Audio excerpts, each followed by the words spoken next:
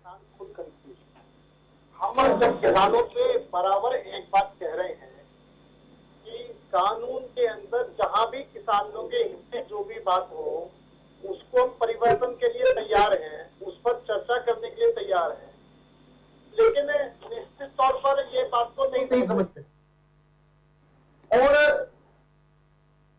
ये बात कहते हैं तो वो सिर्फ कानून वापिस लो, कानून। अगर कानून वापिस लेने वाली बात आती है तो कायनात जी आप एक बात बताएं, अभी तक जितने कानून बने हैं इस तरह के रोज कानून वापिस होंगे? हर एक कानून को लेकर इस तरह का विरोध तो नहीं हुआ ना अनिल गोयल जी। अनिल गोयल जी, हर एक कानून के लिए इस तरह से विरोध तो नहीं हुआ है। कायनात जी मैं वही बात कर, मैं इस लीक से हटके थोड़ी सी बात करना चाहता हूँ। जब सरकार ने टैक्स पेयर से इनकम टैक्स लेना शुरू करा तो क्या उन्होंने टैक्स पेयर से ये बात पूछी कि आपसे इनकम टैक्स लेना है नहीं लेना? सरकार ने तय कर दिया और टैक्स पेयर ने इनकम टैक्स देना शुरू कर दिया। उस इनकम टैक्स से या टैक्स से सरकार ने किसानों को सब्सिडी दी। किसी ने भी ऐतराज देख रहा है आप हमसे टैक्स लेकर के किसानों को सब्सिडी क्यों दे रहे? जो कानून बनाने का काम है वो सांसदों का है। सांसद हमारे बीच में से चुन करके गए और चुन करके जाने के बाद में वहां पर कानून बना है और उसके बावजूद भी, कानून बनने के बाद भी वो कहते हैं आप हमारे साथ बैठो, जो जो संशोधन चाहते हो हम करेंगे। अब उदाहरण के लिए जीएसटी का कानून बना था और जीएसटी कानून बनने के बाद में सरकार ने उसमें पूरी तरीके से इनके साथ तैयार है हर बात पर बैठने के लिए, लेकिन समस्या का समाधान के रास्ते पर चले। जितने से कि भी तीनों कान वापस लो तो हम बात करेंगे, नहीं तो हम धरने में बैठे रहेंगे, कानून वापिस होंगे तो हम वापिस जाएंगे। जितने से लोकतंत्र नहीं चलता। लोकतंत्र दोनों की बात सुननी पड़ेगी, सरकार की भी सुननी पड़ेगी, किसानों की भी सुननी पड़ेगी और उसके अंदर जो भी रास्ता निकले रास्ता निकालना पड़ेगा। रास्ता दोनों ने निकालना। लेकिन गोयल जी, एक तरफ सरकार कहती है किसानों से बातचीत के लिए तैयार है, दूसरी तरफ खुद उसी सरकार में बैठे हुए नेता प्रतिनिधि कहते हैं, नेतागण कहते हैं कि किसान नहीं मवाली हैं। देखो सवाल क्या है कि जो 26 जनवरी जो वहां पर 26 जनवरी को जो हुआ है और जो भी कांड हुआ है वहां पर लाल किले के ऊपर, वो निश्चित तौर पर देश को बदनाम करने का काम। और अगर जिन्होंने लाल किले पर ऐसा करा है उनके बारे में अगर कोई कुछ भी कहता है तो किसानों के बारे में नहीं करा, या तो किसान कहे कि हमने करा है। अगर मानो वहां पर गैर सामाजिक असामाजिक तत्वों ने आकर के ये करा तो है, जो असामाजिक तत्व थे उनको तो देख लिया गया ना, कौन थे, उनकी गिरफ्तारी भी हुई है, सभी तो नहीं थे ना। अभी जो सब बैठे हुए हैं कौन है, सरकार क्या मानती है उन्हें, कौन लोग हैं वो? मीनाक्षी जी के विषय को तोड़ मरोड़ कर पेश किया गया है। उन्होंने किसानों को मवाली नहीं कहा, उन्होंने जो हुड़दंगी थे उन्होंने कहा, आप अभी भी उन्हें किसान कह रहे हैं, मवाली हैं वो वड़े जी। नहीं, हम देखिए हमारा जो बड़ा स्पष्ट है जो भाजपा कि अगर जो भी व्यक्ति है अगर वो लाल किले पर बात कर रहे हैं उनकी वजह से हमारे सुरक्षा कर्मी को खाई में कूदना पड़ रहा है। वहां पर महिला सुरक्षा कर्मी है उनके ऊपर अटैक। अगर ऐसे असामाजिक तत्व करेंगे तो भाई संसद में विधेयक पास हुआ है, सारे सांसद उसमें मौजूद हैं, उन्होंने अपनी बात रखी है और जो भी बात रखी है उसके अंदर वो पास हुआ है। आप इसके अंदर कानून इसके अंदर बजाय इस बात के आज भी जब हम ये बात कह रहे हैं कि जो भी किसानों के हित में होगा, जो भी किसानों के हित में होगा उसको मानने के लिए तैयार है, उसमें परिवर्तन करने के लिए तैयार है, लेकिन विषय किसानों के हित में चाहिए। किसानों के हित में सरकार पूरी तरीके से समझौता करने के लिए तैयार है। लेकिन अगर आप इसको दूसरे एंगल से लेंगे, आप इसको राजनीतिक विवाद के एंगल से लेंगे तो निश्चित तौर पर उस तरह से बात नहीं बनेगी। आप प्रिंस जी, आप सरकार के आगे प्रस्ताव रखो, सरकार को उसके अंदर किसानों के हित में जो भी। चलिए आप एक बात बताएं, जब लाल किले पर कांड हुआ था उस लाल किले के कांड के ऊपर जो महिला कांस्टेबल के साथ व्यवहार हुआ, अगर उनको मवाली कहा जा रहा है तो उसमें गलत क्या है? आप या तो ये कहें कि वहां पर जो लोग थे वो हमारे सब किसान थे, जब आप ये कह रहे हो कि पता नहीं कहां से असामाजिक तत्व आ गए, कौन आ गए, वहां पर किसान ऐसा नहीं कर सकते, तो अगर उनको मवाली कहा जाए तो उस पर आपको ऑब्जेक्शन क्या है? चीजों को तोड़ मोड़ करके पेश। करीम जी की बात मैं समझ नहीं पाया डिस्टर्बेंस की वजह से। करीम जी ने क्या कहा है, अगर आप मुझे बताओगे तो मैं जवाब दे पाऊंगा। करीम जी यही कह रहे हैं कि अगर सरकार वाकई में किसानों का भला करना चाहती है तो पेट्रोल डीजल की जो बढ़ी हुई दरें हैं उनको कम करे, पेट्रोल डीजल सस्ता करे, जीएसटी के दायरे में उसको लेकर के आए, और जो दूसरी और चीजों पर सरकार ने महंगाई बढ़ा दी है, देश की जनता का भला भी करना है सरकार को, उन पर से भी महंगाई को कम करे। जी कायनात जी, बिल्कुल पेट्रोल डीजल के दाम बढ़े हुए हैं, सरकार इस विषय पर पूरी तरीके से चिंतित है।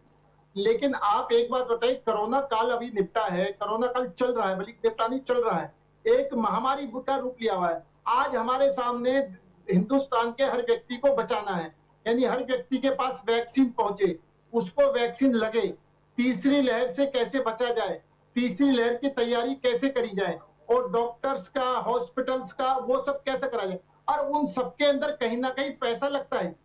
तो अब आप एक बात बताइए, अब हमारी प्राथमिकता ये है कि किस तरीके से हम देशवासियों को बचाएं, उन सबको वैक्सीन लगवाएं, और जो स्वास्थ्य सेवाएं हैं उसको किस तरीके से बेहतर बनाएं, चाहे उसमें ऑक्सीजन प्लांट लगने हैं, चाहे उसके अंदर हॉस्पिटल खुलने हैं, चाहे उसके अंदर और भी जो समस्या है, बेड है, वेंटिलेटर है, वो सब व्यवस्था पूरी तरह से है। इधर तीसरी लहर तो जनता को मार के उसकी जेब काट के, आप खुद जानते हैं कितने लोगों की रोटी यहाँ पर छिन गई है इस कोरोना काल में, नौकरियां चली गई है, लोगों के पास काम नहीं है, कारोबार नहीं, सरकार की भट्टी में झोंक दिया है सरकार ने। किसान जो बैठे हुए हैं अपनी मांगों को लेकर, उनके घर वाले इंतजार में हैं कि कब उनके अपने घर वापस आएंगे, लेकिन एक प्रण वो लेकर बैठे हुए हैं कि हमें कृषि कानूनों को रद्द करवाना है। सरकार क्या इतना बड़ा दिल नहीं दिखा सकती है? सरकार क्या नहीं कह सकती है कि आइए फिर से इस पर बात करते हैं, फिर से नए सिरे से इस पर काम करते हैं, जो पुराने हैं उनको चलिए रद्द कर देते हैं? क्या इतना कह देने भर से कोई बड़ा तूफान आ जाएगा, बड़ी आफत आ जाएगी? कायनात जी, मैंने अजीत जी की बात और सत्यवाला जी दोनों ने कहा है, दोनों की बातों को सुना है, लेकिन दोनों एक बात को ध्यान कर लें, हमारी पार्टी ने किसानों की दुगनी आय हो, ये नरेंद्र मोदी जी के, अरे आप अभी कोरोना काल की बात कर रहे थे ना, कहा दुगनी आय, किसकी दुगनी आय हो रही है? किसानों की हो जाएगी क्या इस तरह से? पिछले 8 महीने से किसान बैठे हुए हैं धरने पर। कायनात जी सुन तो लो, जब दुगनी आय होने का साधन करा था, इसीलिए हमने नीम के, यूरिया के खाद पर नीम की कोटिंग कराई, जिससे कि यूरिया खाद का दुरुपयोग ना हो।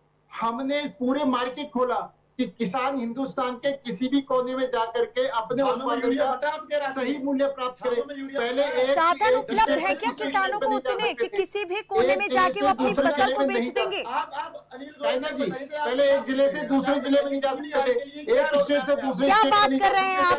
कितने यहाँ पर किसानों की बात खबरें आती थी कि दूसरे स्टेट से लाके यहाँ पर बेच रहे हैं किसान अपनी फसल। आप कह रहे हैं कि पहले नहीं होता था, ऐसे आप शुरू हो गया है? दावे के साथ, मैं दावे के साथ कह रहा हूँ कि पहले एक स्टेट से दूसरी स्टेट में नहीं जाता था, एक जिले से दूसरे जिले में पालन की थी। आज कोई कहीं का भी किसान पूरे हिंदुस्तान में कहीं भी जाकर के अपना उत्पादन दे सकता है, उसको उचित मूल्य मिल सकता है।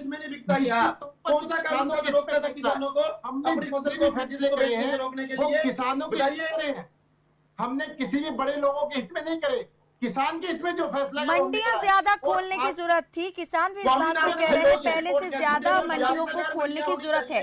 सरकार उस और तो ध्यान नहीं दे रही है, सरकार कह रही है कि मंडियां थी, मंडी है और रहेगी, सिस्टम नहीं सुधार रही है सरकार। 1,00,000 करोड़ रुपए हमने मंडियों को सुधारने के लिए सरकार ने दिया। सरकार पूरी सुविधा दे रही है, सरकार ने मैक्सिमम खरीदारी करी है, अनाज की खरीदारी हो, जो भी खरीद फसल की, उन्होंने पूरी तरीके से खरीदारी करी है। निश्चित तौर पर चाहे वो खरीदारी का मामला हो, एमएसपी का खरीदारी करती है, किसानों का उचित मुद्दे पर पैसा दाम मिलता है, इसलिए पूरा हिंदुस्तान बाजार उपलब्ध कराया है। मार्केट के अंदर बेचो उनकी मर्जी, मार्केट के बाहर बेचो उनकी मर्जी, बिचौलियों से किसानों को बचाया है। किसानों की दुगनी आय हो, इसके लिए हम पूरी तरह से प्रतिबद्ध है। लेकिन आप उसके ऊपर राजनीति करें, उसके ऊपर राजनीतिक एजेंडा चलाएं इस तरीके से। और जब हम आप सबसे ये बात कहते हैं कि आप जो भी सुझाव है, जो भी कानून में परिवर्तन चाहते हो, सरकार परिवर्तन करने के लिए तैयार है, लेकिन आप इस मांग को छोड़ो कि तीनों कानून रद्द। अरे जब आप तीनों कानून में किसानों है तो अब रद्द क्यों नहीं कर देते इनको? क्यों देश के किसानों को बर्बाद नहीं कर रहे हो आप लोग? लेकिन आप मानते हो तीनों कानून रद्द करने में क्या दिक्कत है? कोई बूझ का सवाल बना लिया आप लोगों ने।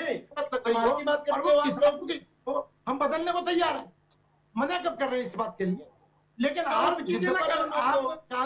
हमसे भी पूछा जाए, हमने कहा ना जी, अगर सारे टैक्स पेयर मिल करके ये कहें कि हमसे इतना टैक्स ना लिया जाए, टैक्स पेयर मिलकर के ये कहें कि भाई आप जो है सब्सिडी नहीं दो, क्या सरकार उनकी बात मान जाएगी? आप एक नई तरीके की चीज खड़ी करना जिसमें पूरे देश के अंदर मतलब सही मायनों में एक अराजकता टाइप की चीज आ जाएगी। फिर तो हर टैक्स पेयर का मैं टैक्स दे रहा हूँ, मेरे टैक्स की कमाई को सरकार बर्बाद क्यों कर रही है? यहाँ एक किसान वर्ग की बात हो रही है जिसका कहना है कि उसकी रीढ़ की हड्डी टूट जाएगी देश भर को। अब टैक्स की बात करें, आप एक बार बताएं, देश भर पर असर पड़ेगा, खुद किसान कह रहे हैं इन कानूनों का। सरकार को 140 करोड़ लोगों की चिंता है, सरकार 140 करोड़ के लोगों के बारे में गोयल जी, जब तेल पर दाम बढ़ रहे थे तो सरकार ने साफ कहकर अपना पल्ला छुड़ा लिया कि तेल कंपनियों का ये क्षेत्राधिकार है, सरकार इसमें दखल अंदाजी नहीं कर सकती। तेल की कीमतें जो है तेल कंपनियां तय करती हैं। कल को यही अगर दाम जो है पूरी तरीके से निजी हाथों में चला जाएगा, जिस बात का अंदेशा किसान जता रहे हैं, तो फिर सरकार यहाँ भी पीछे अपना पल्ला झाड़ लेगी। नहीं, निजी हाथों में नहीं जाएगा। जब हम एमएसपी पर सरकार खरीद रही है ना, हर पिछले साल से ज्यादा तो इसी बात की तो गारंटी मांग रहे हैं किसान। अगर यही बात लिखित में सरकार कानून बना दे, बात फिर वही आके अटक जाती है। सिर्फ ये जानना है कि कैसे इसका हल होने वाला है, कौन पहल करने वाला है, कौन किसको प्रस्ताव देने वाला है, सरकार देगी या किसान देंगे? जल्दी से अंतिम प्रतिक्रिया गोयल जी। हम तो किसानों के साथ हर तरीके से बात करने को तैयार हैं, समस्या का समाधान करने के लिए तैयार हैं। किसान तीनों कानून को वापस लेने की जिद छोड़ करके खुले मन से विचार चर्चा बात वही आ गई, फिर से बात वही घूम फिर के। कायनात जी, भाजपा फिलहाल के लिए मेरे साथ बस इतना ही। आप देखते रहें खबर फास्ट। नमस्कार।